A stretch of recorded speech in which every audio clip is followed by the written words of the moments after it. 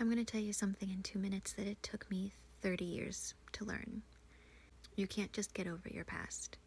Your past wired your brain a certain way. It informs your behaviors, your beliefs, your thoughts, your actions, and things like anxiety, depression, PTSD. You have to process through and completely rewire your brain to get to a life that you want that's not constantly shaped by those negative thoughts, those negative feelings, the pain, and the trauma.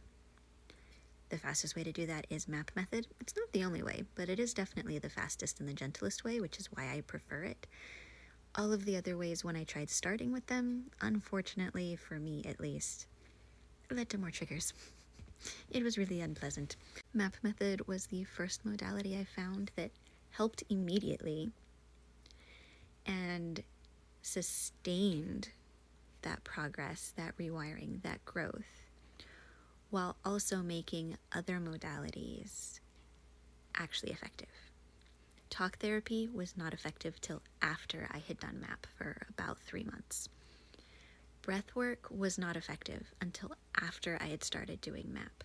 I had to rewire my brain so that talking about things that I needed to happen or building skills, coping skills that I did not have because I grew up in a high stress, high trauma environment, rewiring my brain and calming my nervous system so breathing could feel safe, because breathing did not feel safe. Once I took that rewiring piece, all of the other modalities actually started to be effective. But I had to start with something that was gentle, fast, and that worked. So that's why I love it. That's why I talk about it a good bit. That's why I became a practitioner and why I spent years learning and training and doing all of the things, was so that I could bring this to more people. And also so that I could know enough about the modality and train in the modality so I could experiment with the modality.